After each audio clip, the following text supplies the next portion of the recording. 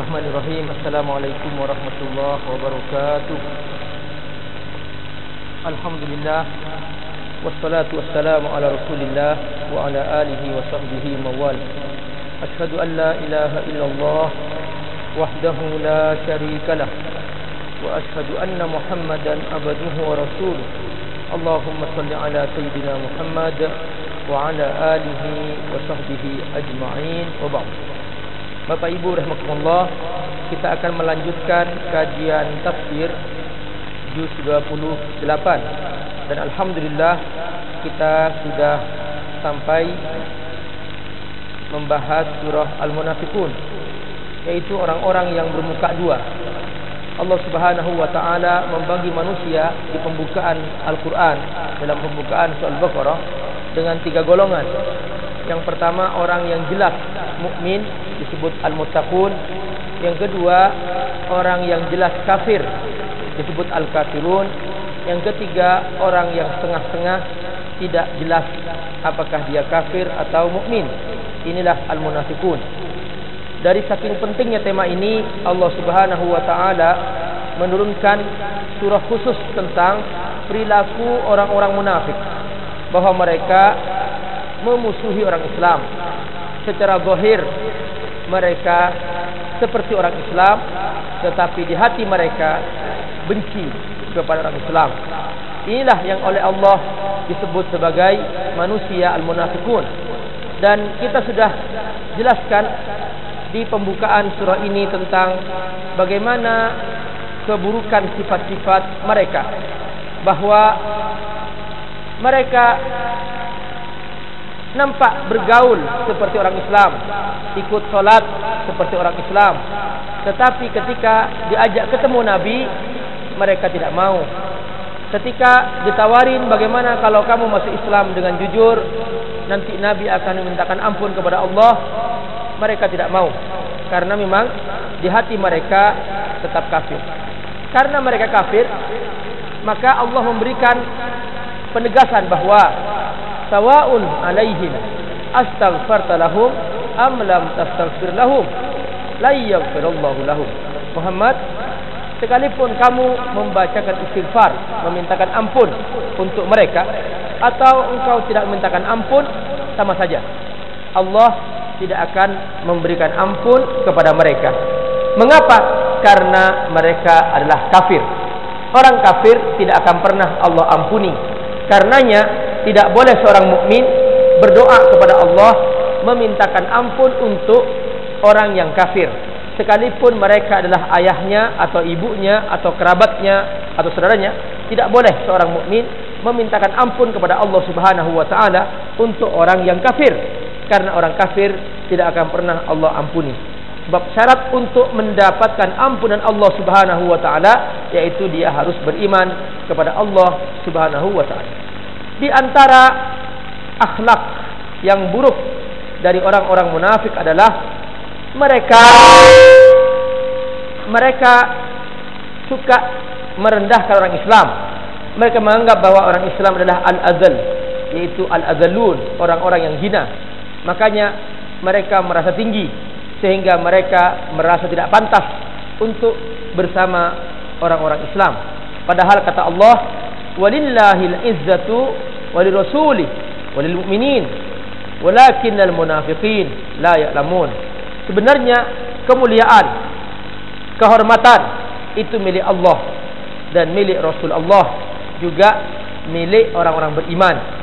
Tetapi orang-orang munafik tidak tahu. Mereka mempunyai persepsi bahwa orang-orang beriman adalah orang-orang yang hina. Lalu Allah Subhanahu wa taala memberikan peringatan kepada orang-orang beriman. Inilah yang akan kita bahas pada hari ini, yaitu ayat 9. Peringatan untuk orang-orang beriman, jangan sampai berakhlak seperti orang munafikun, bahwa mereka kesana kemari Tuhannya hanya harta, pikirannya hanya harta. Setiap melakukan sesuatu targetnya harta. Ibadah, ikut ibadah, tapi tujuannya harta. Jadi ideologinya harta, Tuhannya harta. Ketika urusan harta, sekalipun harus berbuat dosa, maka dia kerjakan. Inilah yang oleh Allah diingatkan, orang-orang beriman tidak boleh berakhlak seperti orang munafik, yaitu menuhankan harta sehingga mereka menjadikan harta sebagai tujuan dan mereka menghalalkan segala cara demi untuk mencapai harta. Ini yang akan kita bahas pada ayat 9 dan sudahnya. Mari kita baca bersama-sama ayat 9 dan sudahnya. Semoga Allah memberikan rahmat kepada kita. A'udzu billahi minasy syaithanir rajim. Bismillahirrahmanirrahim. Ya ayyuhalladzina amanu la tulhikum amwalukum wala auladukum an dzikrillah wa man yaf'al dzalika fa ulaika humul khasirun wa anfiqu mimma razaqnakum min qabli an ya'tiya ahadakumul maut fayaqul rabbi laula akhartani ila ajalin qaribin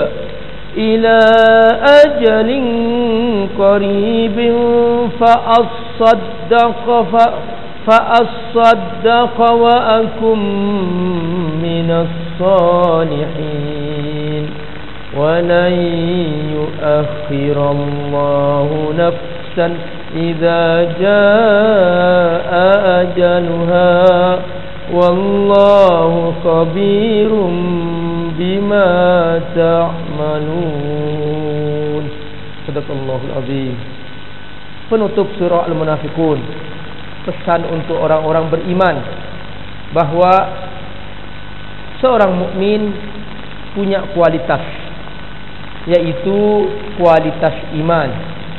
Ya ayyuhalladzina amanu, Allah menyaksikan dalam isi hatinya ada iman. Inilah yang tidak bisa dideteksi oleh alat apapun.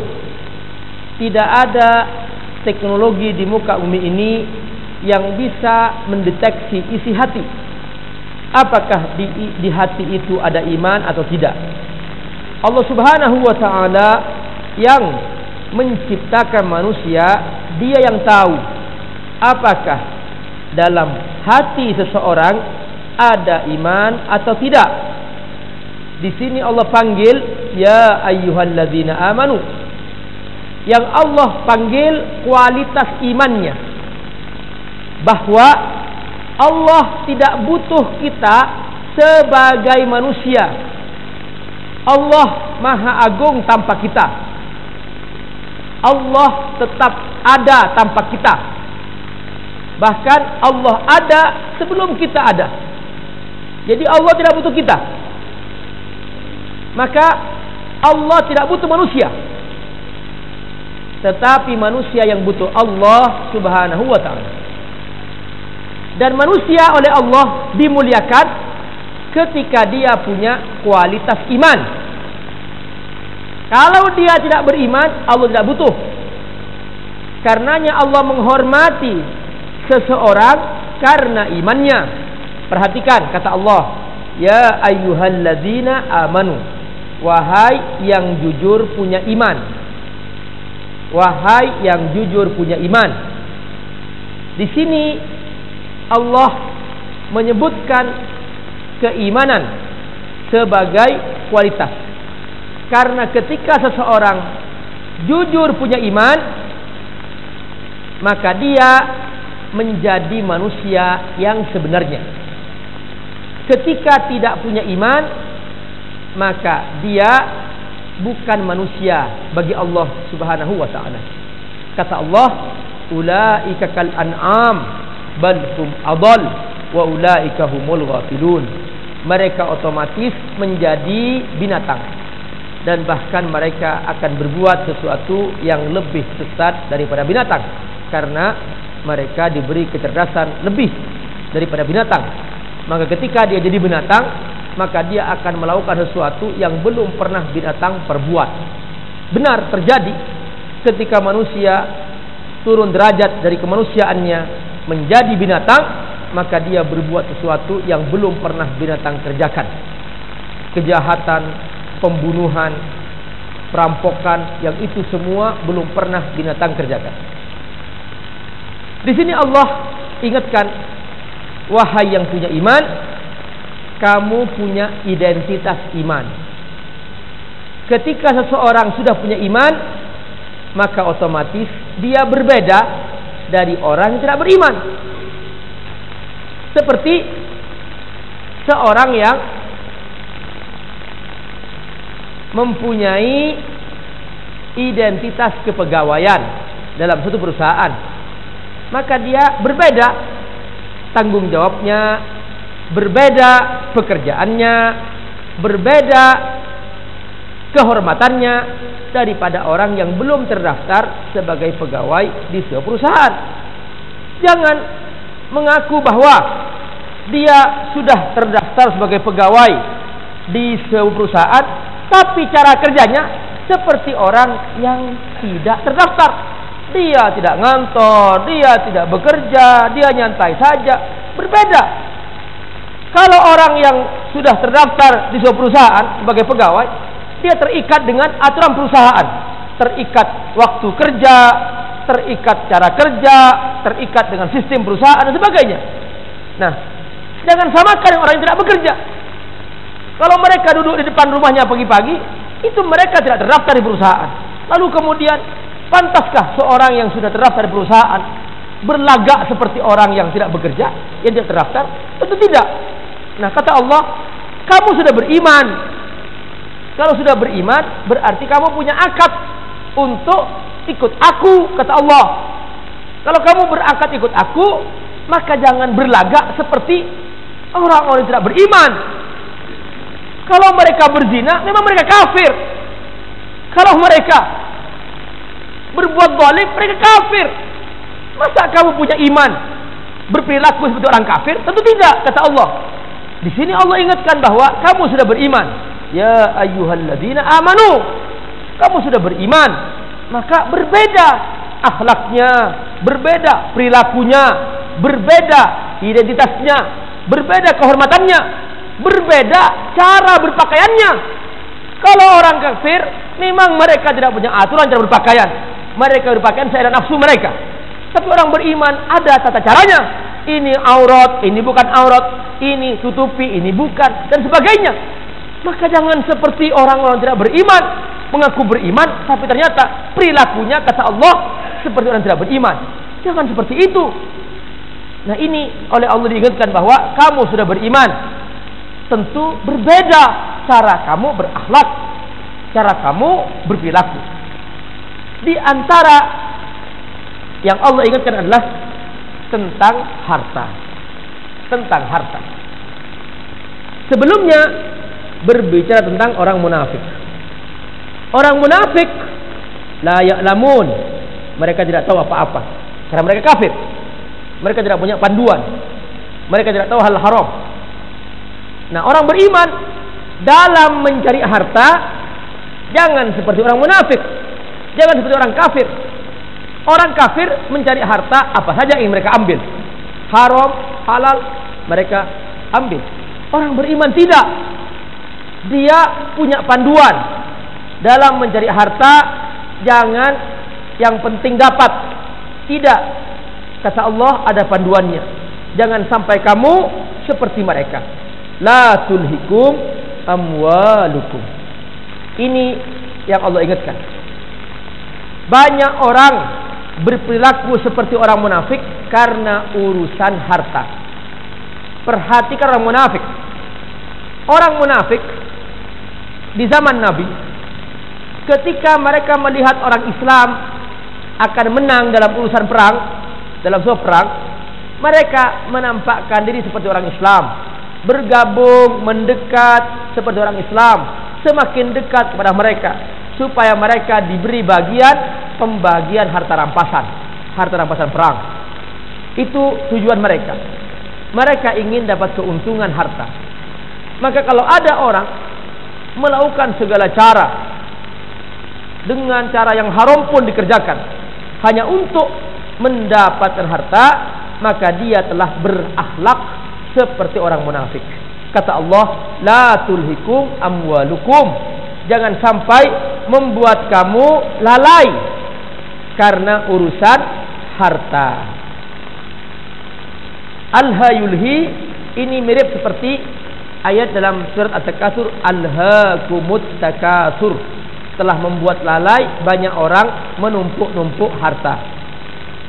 Jadi sebetulnya kebutuhan kita sedikit, tapi yang membuat orang lalai, dia berlomba-lomba memperbanyak.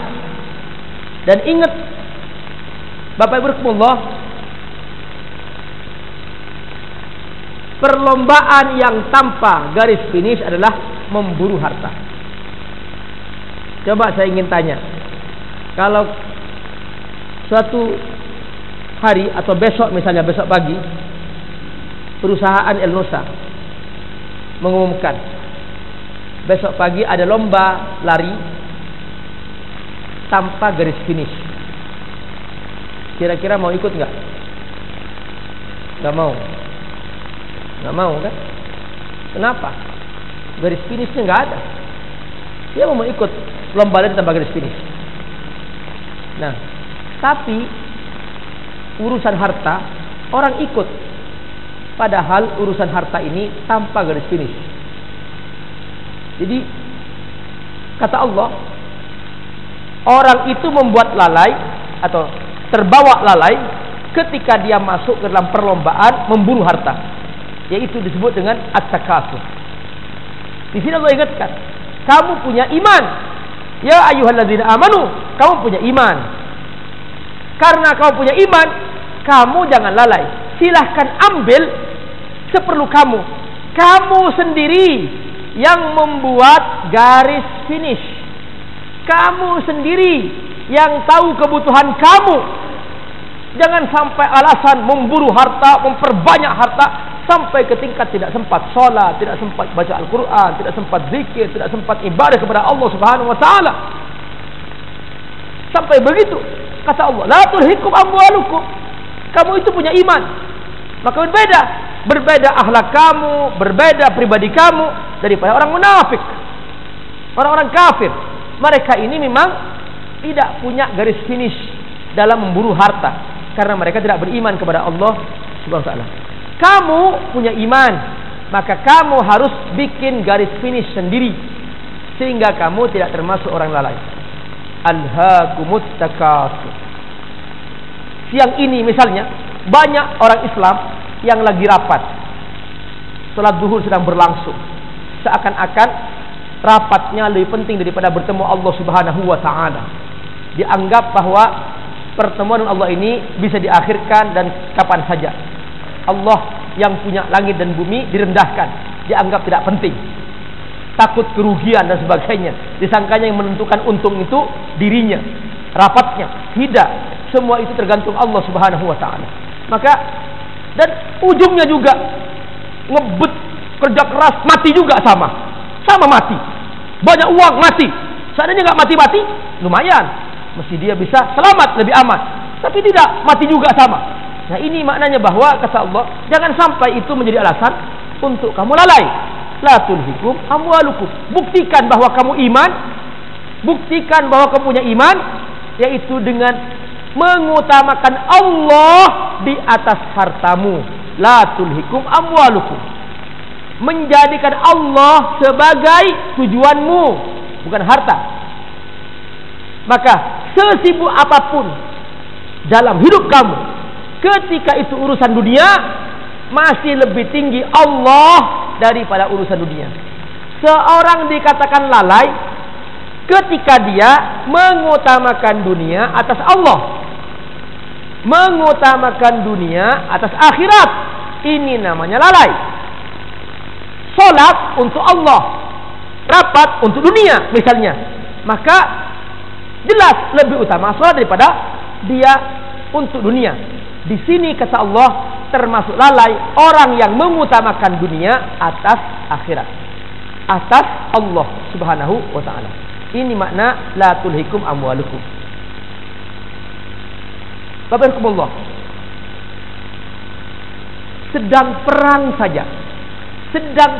saja Nabi dan sahabat-sahabatnya menghadapi orang kafir, sedang berkecamuk perang.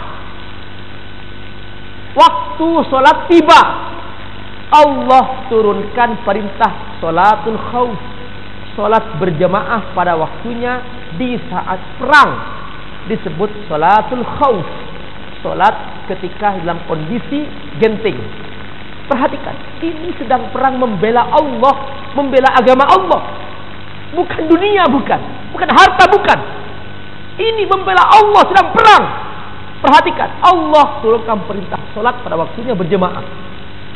Nah, alasan apa? Nanti di akhirat di depan Allah Subhanahu wa taala, Allah menagih, kenapa jam sekian kamu mengakhirkan solat? Apa alasanmu? Aku rapat ya Allah, aku sibuk tahu. Aku sibuk rapat. Kalau aku tunda itu rapat, nanti rugi sekian triliun, sekian miliar dan sebagainya. Kira-kira gimana Allah mendengarkan alasan seperti itu? Na'udzubillah min dzalik. Kalau sampai Allah telah murka lalu melempar. Na'udzubillah min dzalik. Barakallahu, jangan sampai membuat itu lalai kata Allah. La tulhikum amwalukum. Ini yang pertama. Dan ingat bahwa ini ada hubungannya dengan munafik. Bahwa ketika seseorang mengutamakan harta atas Allah, itu termasuk bagian dari akhlak orang munafik. Na'udzubillah min dzalik. Barakallahu, ini masalah penting. Ini masalah pokok dalam iman kita. Buktikan bahwa kita punya iman. Maksudnya apa? Yang mengatur rezeki itu Allah, bukan kecerdasan kita, bukan rapat kita, bukan kehebatan tim kita, bukan. Allah yang menentukan rezeki. Tidak ada rezeki ketukar. Ketika Allah memanggil untuk salat, utamakan Allah Subhanahu wa taala supaya tidak tergolong dengan orang-orang yang oleh Allah dianggap sebagai munafik. Karena apa? Karena mengutamakan urusan dunia dan Allah Subhanahu wa taala. Kemudian yang kedua, yang banyak orang membuat lalai adalah karena urusan anak. Kata Allah, wala auladukum, urusan anak. Demi anak seseorang rela mengambil yang haram. Demi biaya sekolah anak seseorang rela mencuri, membunuh, korupsi, mengambil harta haram. Kata Allah, wala auladukum. Dulu orang-orang di zaman jahiliyah, orang-orang Arab di zaman jahiliyah, mereka bangga kalau mereka punya anak banyak. Karena dengan banyaknya anak, mereka merasa banyak pasukan karena hidup mereka perang. Jadi dengan banyaknya kerabat, banyak anak, mereka merasa aman. Makanya mereka sangat tidak suka kepada anak perempuan, sebab anak perempuan tidak bisa diajak perang. Karena itu dalam Al-Quran ada istilah wa'dul banat, pembunuhan hidup-hidup terhadap anak perempuan. Itu zaman jahiliyah. Kalau mereka punya anak laki-laki, mereka bangga. Nah, ketika mereka punya anak banyak laki-laki, mereka bangga, mereka merasa kuat, mereka merasa hebat. Nah, sehingga mereka merasa aman dengan itu. Ketika merasa punya anak banyak, anaknya sukses dan sebagainya, dia merasa terjamin masa depannya, sehingga dia semakin jauh dari Allah Subhanahu wa taala. Ini juga termasuk ujian. Kata Allah, jangan membuat lalai karena urusan anak. Karena urusan anak. Juga banyak orang karena urusan anak sampai mengambil yang haram. La tulhikum amwalukum wala auladukum. Dari apa? An zikrillah. Dari zikir kepada Allah Subhanahu wa taala. An zikrillah, dari zikir kepada Allah SWT. Bapak Ibu, saya berkali-kali katakan di sini bahwa kita ini seperti HP. HP kita berfungsi kalau dia connect ke server, dan HP tidak berfungsi kalau dia disconnect. Nah, kita akan berfungsi menjadi manusia kalau kita selalu connect kepada Allah. Yang membuat kita connect kepada Allah apa? Zikrullah, zikir kepada Allah. Makanya kata Allah, ketika HP disconnect, perhatikan, ketika HP disconnect, maka dia tidak berfungsi.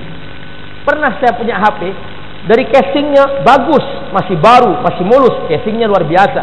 Tapi karena dia rusak softwarenya, disconnect. Saya jual, nggak laku. Saya kasihkan kepada mereka, nggak mau. Kenapa? Ini sudah rusak, Pak. Bawa pulang aja. Jadi mereka nggak butuh casing sebetulnya. Mereka butuh yang connect, yang berfungsi. Nah, ternyata kata Allah apa?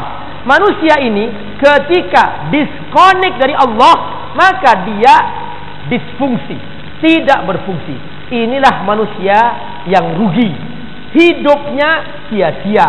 Hidup capek-capek, hidup makan, semuanya punya apa saja, tapi hanya siap-siap menjadi bahan bakar neraka. Ini dia manusia rugi. Kata Allah, "Wa may yaf'al dzalika faulaika humul khasirun." Siapa yang tidak berzikir kepada Allah, terputus dari Allah, mereka ini adalah manusia yang rugi. Kenapa? Karena wujudnya seperti tidak adanya. Bahkan wujudnya hanya siap-siap untuk menjadi bahan bakar neraka. Kemudian, subhanallah, Allah mengajarkan bahwa agar kita berinfak, wa anfiqu mimma razaqnakum, bahwa harta itu milik Allah, itu dari Allah, mimma razaqnakum, bukan usaha kita yang menjamin. Lalu kata Allah, min qabli ayyati ahadukumul maut, ingat bahwa kamu pasti mati. Hartamu yang kamu infakkan, bukan yang kamu simpan-simpan. Orang yang menyimpan harta, dia mati, itu harta bukan milik dia. Seandainya diinfakkan oleh ahli warisnya setelah mati, pahalanya kembali kepada ahli warisnya, bukan kembali kepada yang punya harta tadi itu. Kenapa? Karena ketika seorang mati, langsung otomatis hak milik pindah menjadi ahli waris. Diinfakkan kembali ke ahli waris. Makanya kata Allah, hartamu yang kamu infakkan sebelum kamu mati, itu dia hartamu, karena kamu akan bawa ke akhirat. Kata Allah, wa anfiqu mimma razaqnakum, itu rezeki dari aku, kata Allah, bukan dari kamu. Min qabli ayyati ahadukumul maut. Lalu kalau kamu terlanjur mati sudah. Begitu mati, kamu ingat di kuburan, ya Allah, hartaku masih di bank, belum aku infakkan, gimana ya Allah? Tolong ya Allah, kembalikan aku ke dunia. Perhatikan, fayaqul Rabbi laula akhartani ila ajalin qarib, ya Allah, tolong tunda ya Allah kematianku, balikin lagi aku ke dunia, hidupkan lagi aku ya Allah, aku akan infakkan, fa asaddaqa, aku akan infakkan ya Allah, aku bersedekah ya Allah, wa akum minas salihin, dan aku jadi orang soleh. Kata Allah, sudah terlambat kamu, wa la yuakhirullahu nafsan idza jaa ajaluha. Sudah kamu minta, sudah terlambat. Tidak ada orang sudah mati dibalikin lagi. Sudah kata Allah, kamu sudah, penyesalan kamu nggak ada gunanya. Makanya mumpung masih ada sisa hidup, jangan menunggu mati untuk beramal soleh. Wallahu khabirum bima ta'malun. Allah pasti akan memberikan balasan kepada apa yang mereka kerjakan. Dan Allah mengetahui sekecil apapun apa yang mereka perbuat. Inilah makna khabirun bima ta'malun. Dan ingat, yang Allah kasih pahala ta'malun, yang kamu kerjakan, bukan yang kamu simpan-simpan. Dan ciri orang munafik adalah mereka menyimpan-nyimpan dan berat untuk berinfak. Wassalamualaikum warahmatullahi wabarakatuh.